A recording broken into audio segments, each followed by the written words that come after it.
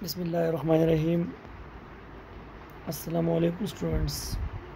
How are you all? I hope you will be safe and sound. I am Fawad Ahmed, your science teacher. So, from the last 2 weeks, we are discussing the unit air and atmosphere. So today we will try to end it. Maybe it is the last lesson of this unit. So it's just an overview of the previous topics.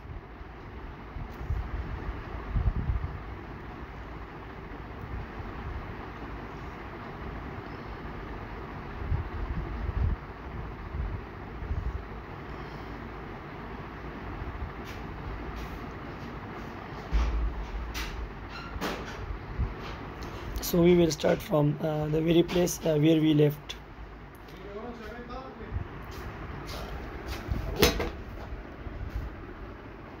Carbon dioxide is a colorless gas which is denser, heavier than air. It can be poured over a burning splint to put it out. Hydro quite a lot of carbon dioxide dissolved in water, and this process is used to make fizzy drinks such as lemonade. When carbon dioxide dissolves in water, it forms the weak acid carbonic acid. Solid carbon dioxide is white and is known as dry ice. It is used for cooling when heated. Dry ice does not melt but sublimes, forming the gas. Carbon dioxide is not flammable and it does not support combustion. For that reason, it is used in fire extinguisher to put out fires. Carbon dioxide is produced when living things respire and when carbon and compounds containing carbon are burnt. The carbon dioxide is produced by yeast when it respires, is used to make bread and some kinds of cakes rise. Carbon dioxide is one of the raw materials used by plants in process of photosynthesis.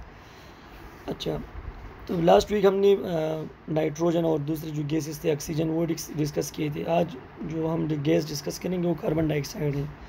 Carbon dioxide एक colourless gas है, इसका कोई colour नहीं है और ये denser है. Denser mean ये हेवियर है, ये हवा से ज़्यादा भारी है.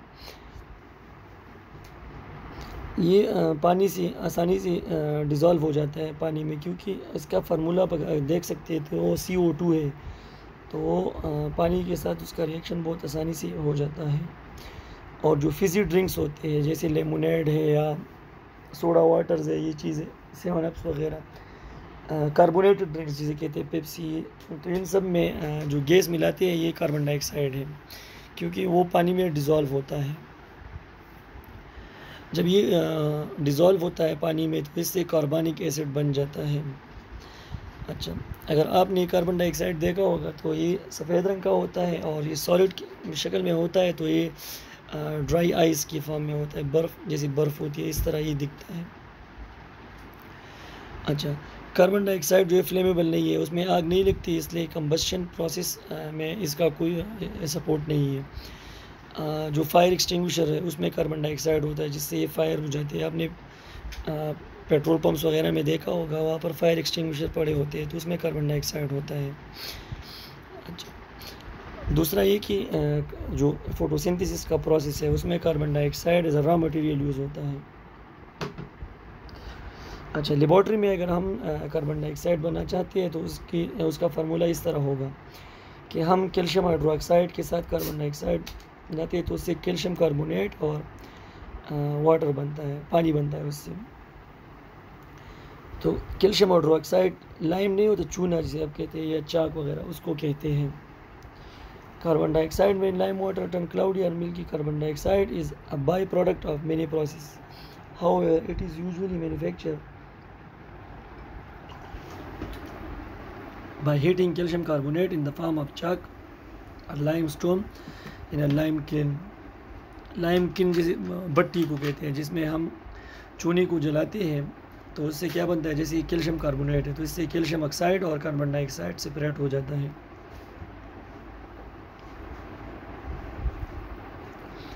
Carbon dioxide is manufactured by heating chalk or limestone in a kiln like this. ये डायग्राम आप देख सकते हैं, बुक में इसका डायग्राम है, आप उसे देखें तो उसमें वो क्लीन शो किया हुआ है. जिसमें कार्बन डाइऑक्साइड को कैल्शियम कार्बोनेट से सेपरेट करते हैं। Carbon dioxide and the green house effect. The sun warms the earth and certain gases such as carbon dioxide trap the heat in the atmosphere. This is called the greenhouse effect. Because the gases in the atmosphere act rather like the glass in the greenhouse, trapping heat and keeping it within the earth atmosphere. Without the greenhouse effect, the climate of our earth would be on average about 35 degrees C colder than it's now. Life would only be possible in tropics and most of the world water will be frozen solid. अच्छा, green house effect आपको मैं आसान अल्फाज में समझाता हूँ कि sunlight की जो रेज़ होते हैं इसकी वेवलेंथ बहुत ज़्यादा कम होती है जब ये आते हैं ज़मीन के अंदर, लेकिन ये ज़मीन के अंदर जब आ जाते हैं तो इससे रिफ्लेक्ट होकर ये वापस जाते हैं, तो उसकी वेवलेंथ फिर कम हो बहुत ज़्यादा हो जाती है, जिसकी वजह से ये ट्रैप हो जाती है एटमॉस्फेयर के दौरान, तो उससे ग्रीन हाउस इफेक्ट काज हो जाता है। अगर ये ना होता तो ज़मीन का जो टेम्परेचर है वो 35 डिग्री सी कूल, इससे भी ज़्यादा ठंडा होता आजकल जो है, और दुनिया में बहुत कम जगहों पे फिर लाइफ पॉसिबल होती, बाकी जगहों पे नहीं होती। आप लोग ग्रीन हाउस इफेक्ट को किस तरह समझेंगे? अब ये ज़्यादा भी नहीं होना चाहिए। अगर एक जगह पर हम पोल्यूशन कर रहे हैं बहुत ज़्यादा, तो उसमें ग्रीन हाउस इफेक्ट की जो सनरेज़ है, अल्ट्रा वायलेट है, वो तो ट्रैप होंगे। जब वो ज़्यादा ट्रैप होंगे तो उससे गर्मी और ज़्यादा बढ़ेगी, जिसकी जानवरों, इंसानों और पौधों पे बहुत ख़तरनाक असरात होते हैं। आपको इजीली समझना है तो आप अगर गाड़ी को धूप में खड़ा कर दें और उसके शीशे बंद कर दें, जब आप 1 घंटे बाद आते हैं और दरवाज़ा खोलते हैं, उसके अंदर इतनी हीट होती है, that is the green house effect, कि शीशे के ज़रिए तो सनलाइट अंदर जा रही है लेकिन वो वापस नहीं निकल रही, तो उससे कितनी गर्मी पैदा होती है आप लोगों को पता चल गया होगा। So same is the case is with the earth. अगर अर्थ में भी आप इस तरह अर्थ को बंद कर दे पोल्यूशन के ज़रिए और उसमें ये ट्रैप हो जाए, तो उससे कितनी मौलिक असरात हो सकते हैं इसके। For thousand of years the amount of carbon dioxide and other so-called greenhouse gases in the atmosphere remain more or less constant, but during the last 150 years or so, the amount of carbon dioxide in the atmosphere has increased by 31%. Over the same period, the level of methane and even more powerful greenhouse gases in the air has risen up by 151%, mostly from agricultural activities such as raising cattle and growing rice. The main reason for the increase in the amount of carbon dioxide in the air is because we are burning more and more fossil fuels, coal, oil and natural gas by driving cars, using electricity from power plants that burn fossil fuels, or heating our homes with wood, coal, oil or natural gas. We release carbon dioxide and other heat trapping gases in the atmosphere. Clearing forest is another big source of greenhouse gases because fewer trees mean that less carbon dioxide is being taken up during photosynthesis.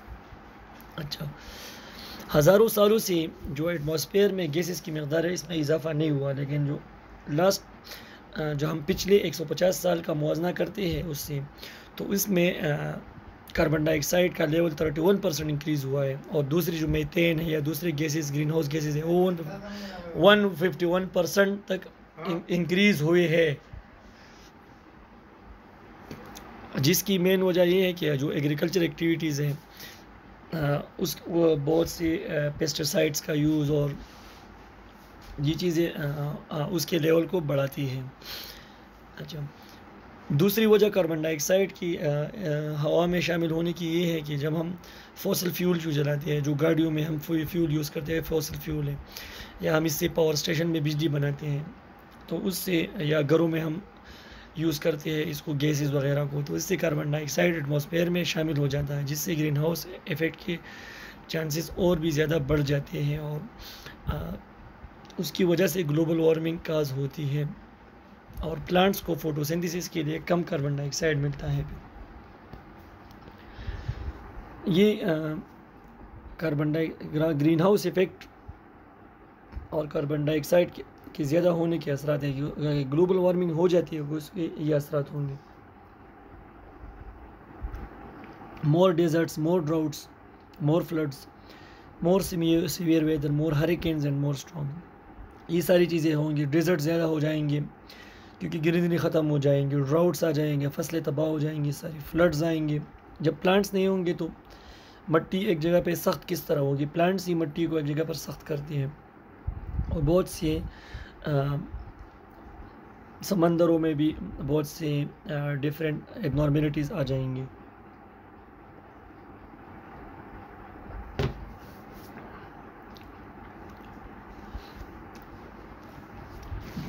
The inert or noble gases. The air also contains some other gases which have only mentioned. Their names are argon, helium, neon, krypton, and xenon. Although they make up about 1% of the air, the inert gases do not react with the most of other elements, but they still have their uses. Helium is used to fill balloons. It is light gas, and unlike hydrogen, it is not flammable. The inert gases are also used in electric advertising signs. When a very high electric voltage is applied to a tube containing one of these gases, it glows. Each gas gives a different color light because it does not combine with anything. Argon is used in making electric light bulbs. अच्छा, inert gases के बारे में मैंने पिछले topic में थोड़ा बताया था आपको। आज थोड़ा डिटेल में जाएंगे कि इनर्ट गैसेस को हम नोबल गैसेस भी कहते हैं। इनमें आर्गन, हीलियम, नियॉन, क्रिप्टॉन और ज़ेनॉन ये गैसेस आ जाते हैं। जो हवा में इसकी मकदार है वो 1% है मोस्टली। इनर्ट गैसेस की मेन फीचर ये कि ये दूसरे एलिमेंट के साथ रिएक्ट नहीं करते, लेकिन इसकी बहुत सी यूजेस हैं। हीलियम से हम ये बैलून्स फिल करते हैं। जो गैस वाली बैलून होते हैं उसमें हीलियम होता है, क्योंकि हीलियम जो है वो हवा से हल्का है, तो हम उसको भरते हैं तो वो हवा में ऊपर जाएगा, क्योंकि वो हवा उससे ज़्यादा भारी है। अच्छा, ये भी फ्लेमेबल नहीं है, इसको भी आग नहीं लगती।